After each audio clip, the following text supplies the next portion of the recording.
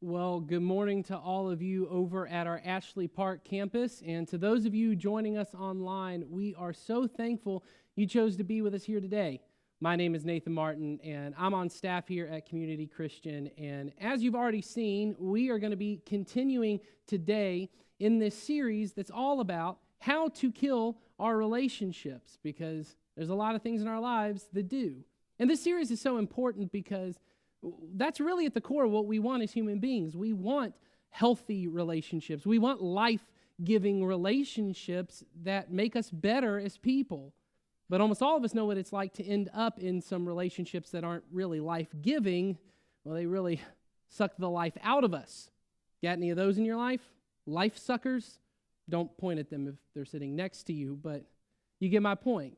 You see, God did not design us to live in these kind of toxic and unhealthy and really unsatisfying relationships. In fact, we believe the God who made us and who loves us has so much better in mind for us than these kind of relationships. And so throughout this series, we're going to be looking at this study done by an organization called Prepare and Enrich, and they've really created this assessment tool that they modeled after about 21,000 couples they did this with, and then now they've done this assessment with over 4 million couples, and through it, they've identified what are really the kind of things that all unhappy, unhealthy relationships have in common. And here's the truth. Even though this study is done with premarital couples and married couples, we really believe that all they are these kind of underlying principles that apply to all relationships, and we actually think they line up with what the Bible teaches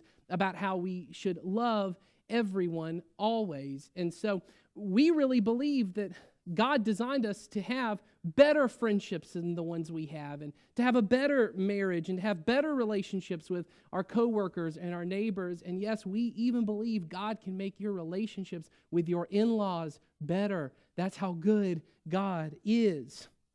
And I think we all know how important this whole thing of relationships is, because this whole series really, its idea is to help us identify these things that live within all of us that, well, we're mostly unaware of. They're these really unwritten rules that most of us operate under that will kill our relationships.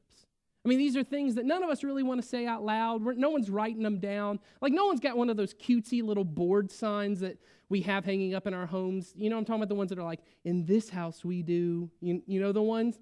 No one's got these rules written down. No one's got, in this house we do guilt trips. In this house we do the silent treatment. In this house we do backhanded compliments. Now, that might be a little more accurate to the actual family rules in your house, but that's not really what we want to admit to. And so really what we want to do in this series is expose these kind of unwritten rules that will kill our relationships. And so today we're looking at what is the second most common relational killer, and this is it. It's inflexibility. Well, let me tell you how this unwritten rule sounds in your life. See if you can finish these statements here, and I'm asking for actual participation for you guys out there at Ashley Park, so kind of wake up from your recliners and play along with me here. So see if you can finish this. It's my way, or... Now, I'm going to assume that I got about 17% participation there, so we're going to try this again with everybody. It's my way, or the highway. That's how inflexibility sounds in relationships, right? I get what I want, do things my way, kind of straighten up to what I see fit into my expectation, or I'm done, or we're done. This relationship will not work. It's inflexibility. Here's another one. See if you can finish this one for me. It's a little more popular, I think. If mama ain't happy, ain't nobody happy, right? Some of you ladies wanted to applaud to that when you're like, I got myself a t-shirt and it's on my coffee mug. I got it on my bumper sticker. You're proud of that one. Mama ain't happy, ain't nobody happy. It's just inflexibility. Now, the number one killer for relationships is what we talked about last week. It's bad communication. It's communicating in code, or just choosing really not to listen and see things from another person's point of view. But the number two killer in relationships is this. It's inflexibility. If you want to kill your marriage, You want to kill your relationships with your kids or your family or with a friend? Here's all you have to do. Get your way always. You want to kill a relationship? Make sure you get your way always. Win the argument every time. Control everyone else. Shape them in your image. Never apologize. Never give in. Hold on to your dreams, your standards, your expectations, and never give in, because if you gave in, well, then you'd lose. And we don't really want to say it this way, but we almost all have kind of this underlying belief that we think what it takes for a relationship to be good and healthy is that we get what we want. That's what it takes for me to be happy, is I got to find the right kind of people who live the way I want them to and look the way I want them to and act the way I want them to, and then I can be happy. Well, we don't really want to say it, but that's why we become so inflexible with our expectations of the other person and the relationship. And, well, how much should we really see each other as friends and what each person should do in the relationship? We don't really want to back down or give in at all because, well, that would just be us losing. There's a teacher and an author named Robert Roberts, which, come on, what is that name? It's like last name Roberts. Just name him Robert. It'll be easier. But he wrote a book, and he wrote about a group of fourth graders who were playing a good old-fashioned game of balloon stomp. Now, a balloon stomp is that game where you tie a balloon to the leg of each child, and you tell them to go out, and you got to pop all the other balloons, and the last person to be there with their balloon unpopped is the winner, right? Pretty basic game on this, okay? Well, Robert says that there was a group of fourth graders, they go out to play it, and he says it happens almost exactly the way you think it would. And here's how he describes the first game. He says, the balloons were relentlessly targeted and destroyed. The entire battle was over in a matter of seconds. Now, some feelings were hurt as the final child with their unpopped balloon strutted across the room in victory. See, in order to be good at this game, you have to be pushy, rude, and aggressive. You have to do whatever it takes to get your way. But then Robert said there's a second group of children who go out and play this game. But this group of children, they all had intellectual disabilities. And he said things go differently with this group. This is how Robert describes it. The one idea that these children understood was that the balloons were to be popped. So it was the balloons, not the other players, that were viewed as enemies. Instead of fighting each other, they began helping each other pop their balloons. One little girl knelt down and held her balloon carefully in place like a holder for a field goal kicker. And then one by one, each child held their balloon for another child to pop. And all the children would squeal in joy with each other balloon getting popped. In the end, everybody won. Don't you love that kind of story? See, in relationships, though, we all have these expectations of how things should go and what people should do, and we become fixated on changing these things about the other person or just straight changing the other person, and so we just begin stomping and stomping and stomping to get what we want. And all that really happens is, well, we stomp on the people we love the most. They become our enemies, and we may win the argument. We may win at making our spouse behave the way we want, or making our friend behave the way we want, or by forcing our children to kind of fit into this mold that we really think they should fit into. We may win in the moment, but we lose the relationship. You see, on this Prepare and Enrich assessment we're looking at over this series, the researchers found that 87% of the unhappy couples, the unsatisfied couples, said their partner was either too stubborn or too inflexible. They never changed. They always had to get their way. But out of the things that all happy couples, all satisfied couples shared in common, the second most important thing they identified to their relationship was couple flexibility. It was the ability of each person in the relationship to just adjust to one another, to adapt their expectations. And this isn't just true for marriage, it's for all relationships. And so how do we learn to be people who are flexible in our relationships, and we don't have to hold tight to all our expectations, and so everybody can win in our relationships? Well, I think the first step is to stop fixating on things that you can't control. Stop fixating on the things that you can't control. Dr. Alan Parducci, who's a researcher at UCLA, wrote about relationships like this. He said, money, success, health, beauty, power, that has little to do with a couple's happiness. It's not all this external stuff that we get fixated on controlling. Instead, a major factor determining happiness has to do with each partner's ability to adjust to things beyond his or her control. So it's not how your wife behaves. It's not how your friend behaves or doesn't behave that is making you unhappy. It's not what your boss does. It's not what your kid does. It's not anyone else's behavior that is making you unhappy. It's your ability to adjust to things outside of your control, to adjust your expectations, to adjust your dreams for the relationship. And in case you're not really aware of what is within your control and beyond your control, I've provided a graphic for us that makes it very simple. You may have seen this before. Here it is. Your behavior, your thoughts, your emotions, the effort you put into the relationship, that is on you. That is your control. It's your responsibility. But everyone else's behavior, everyone else's thoughts, their emotions, the effort they put into the relationship, there's nothing you can do to control that. And you might be thinking, yes, but how do I get them in my control? That is a different message for a different time. My wife and I have been together since we were 15, and when we first got together, even before we got married, it became clear to me pretty early on, we don't view time in the same way. I don't know if you've experienced this in your relationship before, but I am the kind of person that I have like an anxiety attack if I'm going to be 2 minutes early for something because I need to be 10 minutes early for whatever it is. And well, that's not how my wife operates. And I really began to view that not only was I right in the sense that like I was correct, I viewed time correctly, I was right morally. I was morally right about this issue. I cared about people. I cared about others. That's why it frustrated me so much. That's why it embarrassed me if we were late, or even if she was late on her own.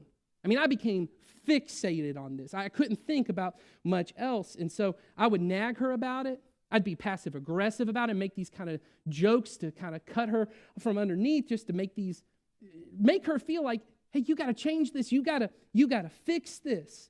And anytime we went out, we'd argue, we'd fight about this, especially if we were going to the movies or we were going to meet up with somebody, and then we'd show up and we'd be frustrated and annoyed, and no one won. Certainly no one else in the restaurant. No one else was having a good time with this. And eventually, someone helped me realize, Nathan, this is not in your control. There's nothing you can do about this. You can't control her behavior. You can't control how she views time. I mean, yes, if you want to be on time to something, you can control your behavior, but you can't control this, and you're not helping anything. And so eventually, I just stopped talking about it. I stopped making it an issue. I stopped fixating on it, and magically, we argued less. There was less anger. There was less tension in our relationship, and it was like there was this peace in our home that hadn't been there before. I just stopped fixating on it. And as long as you fixate on what your friend isn't doing for you, or as long as you fixate on the status of your sex life in your marriage, or as long as you fixate on the expectations that everyone else is letting you down on and they're disappointing you on this, you will continue to be unhappy, and you will probably make them unhappy as well. But when you admit, that's out of my control, there's nothing I can do about this. When you choose to adjust your expectations and stop fixating on these things that are outside of your control, the happier you will be, the more satisfied you will be in your relationships. That really leads, though, to the second thing you have to do in order to be flexible, which is to admit, just because I want it does not mean I deserve to have it. Now, this one is difficult for all of us because we really live in a world right now that everything within us and outside of us is telling us if you have a desire, it's good for you and you should go after it no matter what it is. And if someone's trying to stop you from having it, they're oppressing you. And if you just choose, well, I'm not going to indulge in that desire, then you're repressing yourself. And so we really begin to feel like, if I've got the money, I should spend it. I deserve to spend it. And you know what? If I want to do it, then I should go for it. And if I've worked for it, then I earn it. And that means I deserve it. And in the end, we end up using this in our relationships, and we begin feeling the same way. I deserve a friend who will drop everything when I'm in need, or I deserve a friend who will answer my calls the moment the phone rings. I deserve a boss who will not only listen to my opinions, but take them into consideration. It's the holidays, and I deserve a family. I deserve children who will come and be with me. I deserve it. I deserve a spouse who lives up to every expectation and fantasy I have ever had. I deserve it. And because I deserve it, when you aren't giving me what I want, I don't just feel disappointed. I feel like you've cheated me. I feel like you've robbed me of something. You've stolen from me the dream, the relationship that I've always wanted. And so I feel like I've got every right to fight for what I want. I feel completely justified in nagging you or manipulating you or guilt tripping and pouting and yelling when I don't get what I want, because if I want it, I deserve it. It's my right as the husband. It's my right as the wife. It's my right. I'm mom. I'm dad. I'm grandma. I'm grandpa. I'm the friend that stuck by you and no one else would. I'm your boss. I deserve it.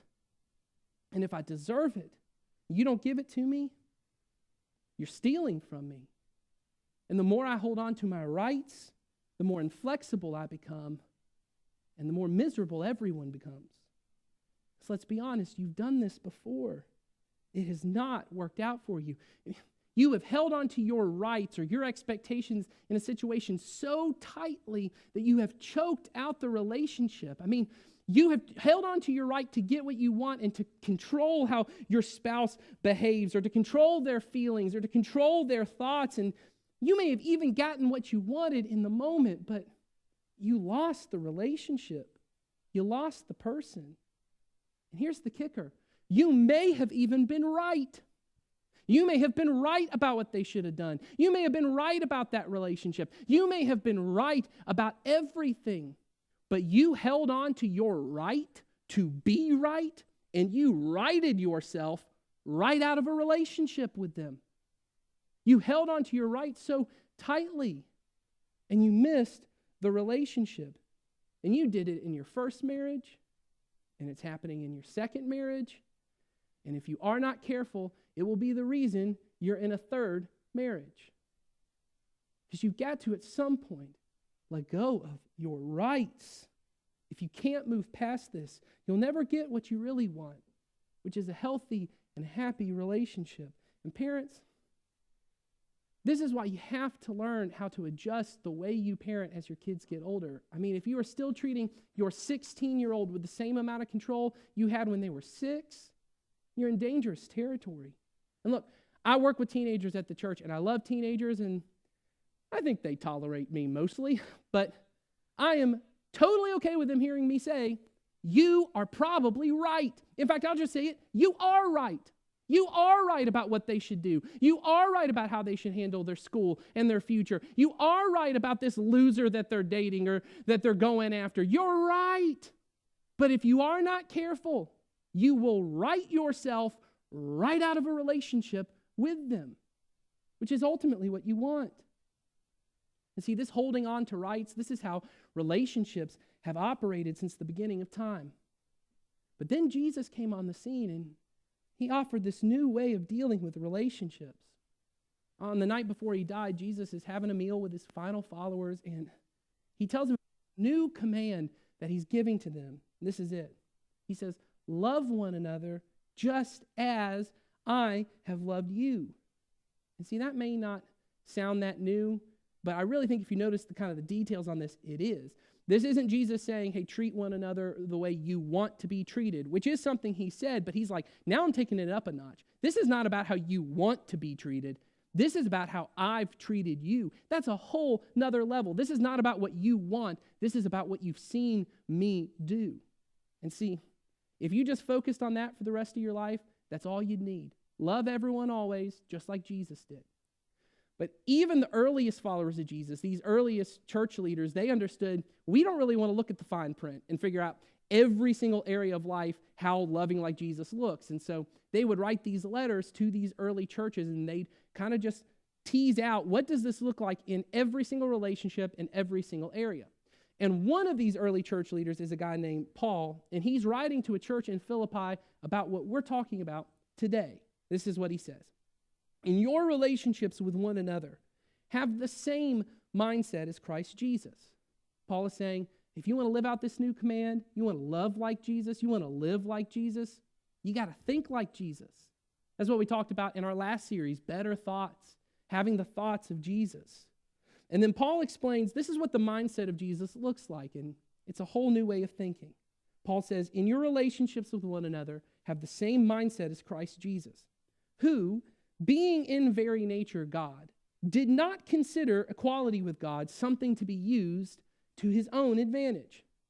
Now, that may not make a lot of sense to you, but it's a revolutionary idea in the ancient world. You see, in Roman society, status was everything, and with status came certain rights and privileges. And so the idea that someone of high status, like a husband or a head of the household, or even like a senator, a politician, or the emperor himself, let alone God, someone with all the rights and privileges, just giving them up, not using them for their own advantage, not using them to force what they want, it made no sense. And Paul is saying, look, I get you think you have rights because you're the husband, or you think you got rights because you're mom or dad, or you think you got rights because you're the boss. Well, no one had more rights than Jesus. He was God. But when Jesus came on earth, he didn't take advantage of his power and his privilege and his rights. He didn't use his power to control other people or manipulate them to get what he wants. He didn't force his ideas, his will on anyone. Instead, Paul says, Jesus made himself nothing, taking on the very nature of a servant. Now, if there's like a status ladder in Roman society, the emperor is up at the top, right? He's at the top. At the very bottom, there's servants or slaves. These people have no rights, no privileges. They don't even have control over their own life or their own death. And Paul is saying, hey, Jesus was God. He was above the emperor. He's not even on the ladder.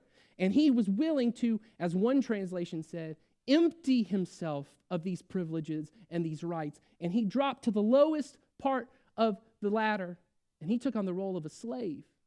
And we know this because he was obedient like a slave to the point that he died a slave's death on the cross.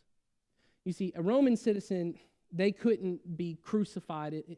They had too much privilege. They had too much rights. It was too humiliating and degrading of a death to kill a Roman citizen that way. And so the only people you killed were like traitors to the Roman Empire or slaves, because they had no rights at that point. And Jesus is willing to die a slave's death, no control, no rights. Why? Because he loved us, because he wanted to win us over. Jesus could have come here and used his rights, his privileges of the Son of God to demand us to worship him and to serve him, but that's not what he did. He emptied himself. He did not force himself on us. He didn't argue us or nag us to death.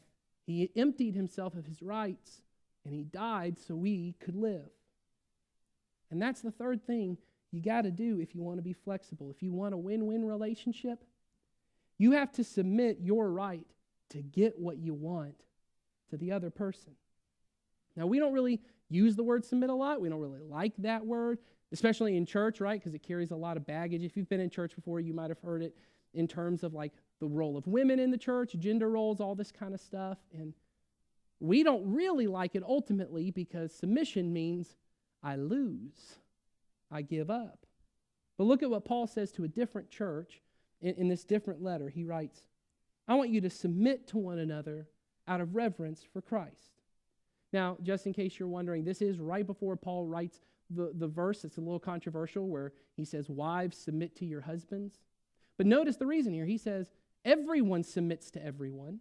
Everyone should submit. In fact, later on he says, husbands, I want you to lay down your life for your wife. You want to see how far you go in submission? You be willing to die for them. But that's not really the part I want you to focus on. Here's the part I want you to notice. It's why do we submit? Do we submit because the other person deserves it? Do we submit because maybe they're right and you're wrong, so you just need to give up? No. We submit out of reverence and awe of all Jesus has done for us.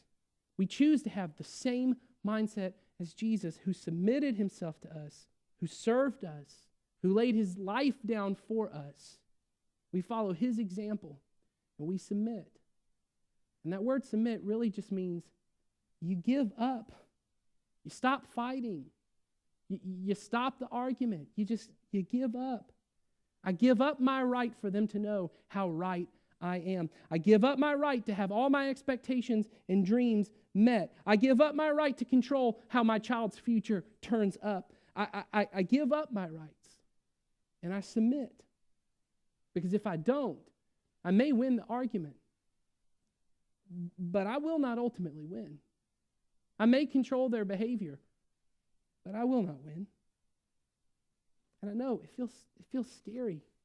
I mean, I know you had all these dreams when you started your marriage and you're standing at the altar and you had all these ideas of how your marriage would turn out, and it's like those dreams are just slipping through your fingers. And I know what it's like to hold a child in the hospital, and you have all these ideas about how they're going to turn out and these expectations of it. And now they're a teenager, and you're like, I don't know what's going to happen. And I know what it's like to feel like this is not exactly the way I thought my family was going to turn out. I know that may be what you're feeling right now. And I know it's scary because you're thinking, man, if I feel like if I give up, and I'm just admitting defeat. But that's not what this is. This is you choosing to love the other person more than you love getting what you want. Because you can't love the other person and control them. You can't love a person and control them. See, God models this all the time for us. He doesn't control us. He doesn't force himself on us. He serves us. He submits to us, and he doesn't control us or force his will on us. He offers us relationship. Yeah, but what if I know what's best? Okay, don't you think Jesus knows what's best for you? And he doesn't force it on you. So Nathan, you're saying I'm never going to get what I want. Well, first, I think that's a little bit of an overreaction, because you often get what you want and you don't even have to fight for it. You don't have to manipulate to get it. People love you, they serve you, they give you what you want. So the issue isn't that you'll never get what you want. It's that you won't always get what you want. That's a different thing. But secondly, yes, you may not get what you want. And you may have to go through this process of almost like grieving, where you say, my marriage is not going to turn out exactly how I thought it would be. I'm never going to have the relationship with my kids or my grandkids that I thought I would have. My family's not going to turn out exactly like I wanted it to. I may not get what I want. See, until you kill the dream or the expectation, you cannot love the person who's standing in front of you. And no matter how good the dream or the fantasy is, it's not as good as the person standing in front of you, because the person standing in front of you exists. This is just a fantasy. Real is always better than the fantasy. And look, I know this feels like losing, because submission always feels that way. But here's what Paul reminds us. It felt like losing when Jesus submitted to death on the cross. Everyone thought he had lost. And then Paul ends that whole section in Philippians by reminding us, and God raised him to new life. God crowned him the King of all kings, and every knee's going to bow one day, and every tongue's going to confess that Jesus is Lord. I get it. Submission may feel like the end of your dream, but submission is not the end. This one battle is not all that matters. Submission is the path to life. Because when we stop trying to squeeze all of our satisfaction and all of our happiness out of this other person, then we can do what we were made to do. Love them. See, loving God, loving people, just like Jesus did, that's the truest satisfaction our hearts can find. Yes, submission feels like losing in the moment, but I promise you, it's the power of the upside-down kingdom of God that when you are losing, you're really winning. Because now, instead of fighting to hold on to the life you always thought you wanted to live, you now are living the life you were made to live. You are loving other people the way God has loved you. So here's my challenge for you and for myself this week. First, identify an area in your life where, in a relationship, you're just being inflexible. And if you don't know what that is, here's a great clue on it. What causes the most conflict or the most tension in your relationships? That's probably a great place to start. So you identify that, and then secondly, you ask, is this something that's in my control? And if it's their behavior, if it's their thoughts, if it's their effort in the relationship, I can't control that. And so if it's not something I can control, then the next step is I submit. I give up the fight on that. I submit my right to get what I want. Now, let me be clear. I'm not saying that this is a way for you to just let people walk all over you, if that's what you're feeling right now. This doesn't mean that you don't even speak the truth about bad behavior or wrong behavior or sinful behavior. It certainly doesn't mean that you allow sinful or damaging or hurtful or abusive behavior to continue. That's not something you just give in on. That's a whole other message, but what I'm saying is this is not an excuse to not have healthy boundaries in your life. This is not an excuse for you to not have that difficult conversation you know you should have. This doesn't mean that you don't ever speak the truth about bad behavior. This means that you give up the right to control another person. This means you give up your right to squeeze the happiness and the satisfaction in your life out of them. You give it up. And then finally, you have to trust that God is going to satisfy your desires. These things you submit on, you feel like you're losing, you remember that God is the one who satisfies all the deepest desires of your heart. He's the only one who can do what you really want. See, if you do this, you'll stop killing your relationships because you'll give up your right to get your way always. And instead, you'll love like Jesus has loved you, and that's what you were made to do. So would you stand with me right now? And I want to pray that God would help us to do that this week. Heavenly Father, we are so thankful for the example you have set for us, for the way that you submitted yourself to death on the cross on our behalf. You gave up your rights and privileges for us. And God, even though we're scared of this and we really want to hold on to our rights and we feel like it's the only way to get what we want, would you give us a peace this week to know that the submission is the right way? And God, would you give us your power to submit to others out of reverence for what you have done for us? We thank you for Jesus and his sacrifice for us. It's in his name we pray. Amen. Thank you guys for being here. We'll see you next Sunday for the next week of how to kill your relationship in 30 days.